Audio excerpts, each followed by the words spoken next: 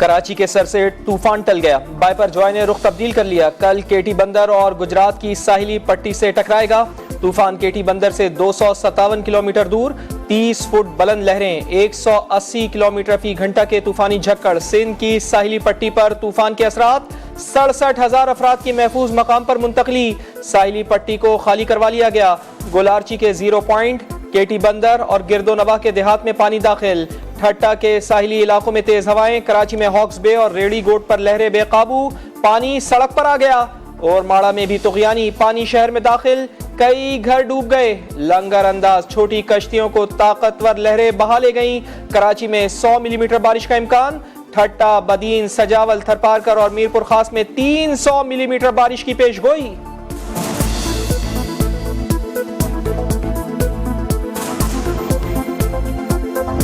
कराची से डिस्टेंस बढ़ गया है और जो बॉर्डर पे हमारे सिर क्रीक की तरफ इलाके हैं उससे नज़दीक होता चला जा रहा है। वाइपर जॉय कराची से दूर हट गया। असल शिद्दत का पता कल चलेगा। शहरी रहमान के मुताबिक तूफान से ठट्टा, सजावल और बदीन को ज्यादा खतरा है।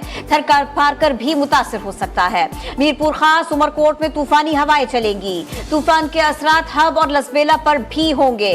तूफान के बाद मुल्क हीट वेव की लपेट में आ सकता है। NDMA में मॉनिटरिंग के लिए कंट्रोल रूम कायम। कराची में अर्बन फ्लडिंग का खतरा बरकरार। चेयरमैन NDMA ने कर दिया खबरदार।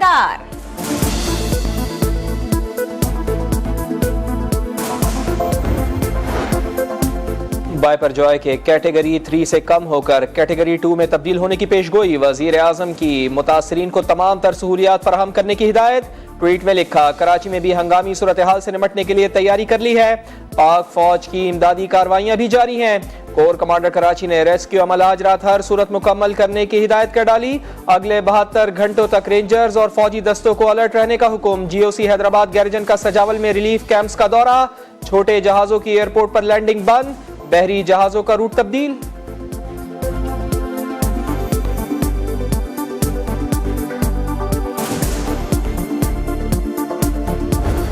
लोग 2-2, 3-3 जो है वो वजीर आजम खा गए हैं, हजम कर गए, डकार भी नहीं लिया, फांसी लगा दिया, पीछे मुड़ के भी नहीं देखा, किसी ने माजरत भी नहीं की, तारीख से भी नहीं माफी मांगी। हमारे यहाँ भी 7 वाला दारा है, 16 लाख रुपया तनख्वाह लेते हैं। 7 गाड़ियां भी हैं, 7 गार्ड भी हैं, 7 ट्रैफिक भी खड़ी हो जाती है, 7 तड़ियां लगाती हैं, इसी इदारे को तड़ियां लगाते हैं।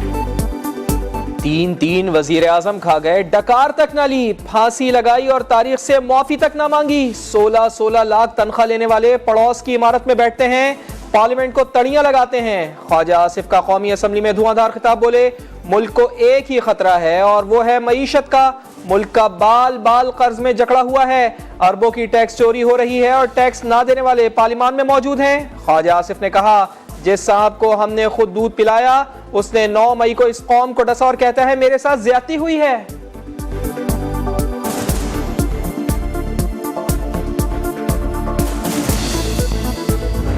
रूस से 1 लाख टन खाम तेल आया है, कम से कम $15 ये फी बैरल सस्ता है। कौम के अंदर ये जहर घोला गया कि जनाब मेरी हुकूमत अमेरिका से हटवाई गई इसलिए कि रूस से ताल्लुकात बेहतर ना हो। इन्होंने तो रूस से एक दमड़ी की चीज नहीं मंगवाई थी। हमें ताने देने वाले कौम को तकसीम करते रहे। रूस से हम तेल लाए जो आलमी मंडी के मुकाबले में सस्ता है। वजीर आजम शहबाज शरीफ बोले, पिछली हुकूमत ने मईशत का बेड़ा गर्क कर दिया। दिन रात झूठा प्रोपेगेंडा होगा तो कौन सरमायाकारी करेगा। पाकिस्तान और IMF में डेडलॉक बरकरार। एग्जीक्यूटिव बोर्ड के शेड्यूल में पाकिस्तान का नाम शामिल नहीं। IMF ने बिजली मजीद महंगी करने का मुतालबा कर डाला। गर्दिशी कर्जों पर तहफ़्फ़ुज़ात। आयशा गौस पाशा मुआहदे के लिए पुरुम्मीद कहती हैं एग्जीक्यूटिव बोर्ड का इजलास किसी भी वक्त बुलाया जा सकता है। नज़र-ए-सानी के आईनी तकाजे हैं, अपील में नहीं बदला जा सकता। मुल्क ट्रांजिशन के दौर से गुजर रहा है, शिकायत के बजाय सब्र से काम लेना होगा। Review of judgement act case में सुप्रीम कोर्ट के रिमार्क्स। अटॉर्नी जनरल से दलाइल तलब। चीफ जस्टिस ने रिमार्क्स दिए। 184(3) का दायरा कम करना है तो खुशामदीद, लेकिन आईनी तरमीम से करें। देख रहे हैं क्या पार्लियामेंट रिव्यूज को बढ़ा सकती है।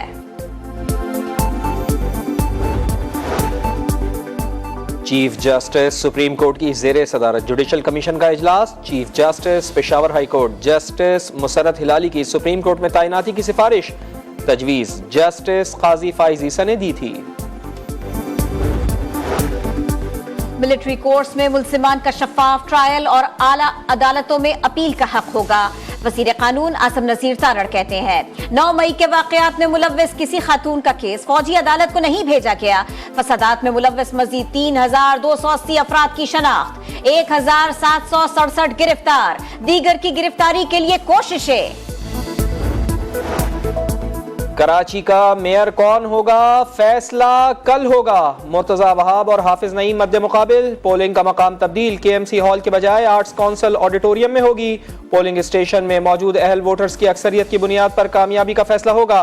जमात इस्लामी की मेयर कराची के इंतखाब पर हुक्म इम्तना की इस्तदा मुस्तरद। सिंध हाई कोर्ट ने रिमार्क्स दिए, अगर मामला ज़ेरे इल्तिवा रहे तो मकामी हुकूमत कौन चलाएगा।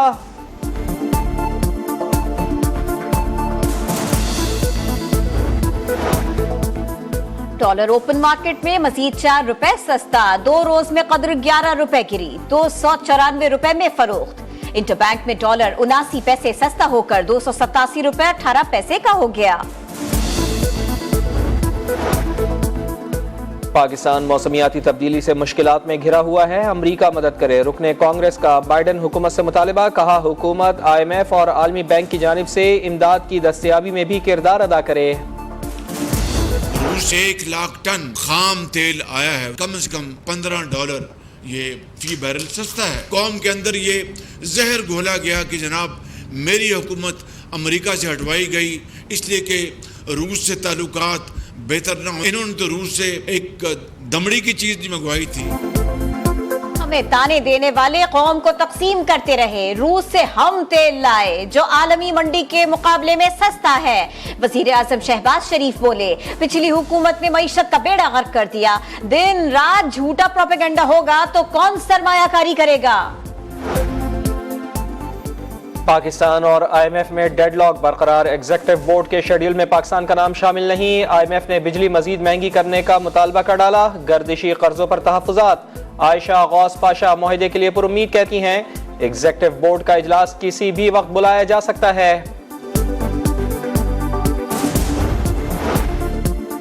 नजरसानी के आईनी तकाजे हैं, अपील में नहीं बदला जा सकता। मुल्क ट्रांजिशन के दौर से गुजर रहा है, शिकायत के बजाय सब्र से काम लेना होगा। Review of judgement act case में सुप्रीम कोर्ट के रिमार्क्स। अटॉर्नी जनरल से दलाइल तलब। चीफ जस्टिस ने रिमार्क्स दिए, 184(3) का दायरा कम करना है तो खुशामदीद, लेकिन आईनी तरमीम से करें। देख रहे हैं क्या पार्लियामेंट रिव्यूज को बढ़ा सकती है।